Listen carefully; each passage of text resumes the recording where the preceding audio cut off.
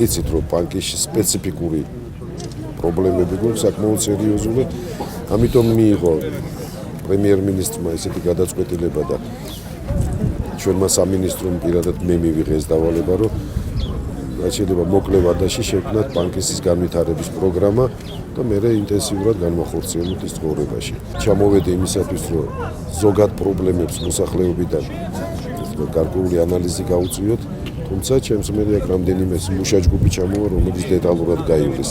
ძირითადი პრობლემები გზებთან არის დაკავშირებული, გარე წყალმომარაგების პრობლემაც, არის ნაპირსამაგრის სამუშაოების პრობლემა. მე ძალიან მინდა, საქართველოს ხელისუფლებას ძალიან უნდა, რომ აქ ახალგაზრდობა ჰქონდეს შესაძლებლობა ადგილზე გამოავლინოს თავიანთი ნიჭი და შესაძლებლობა.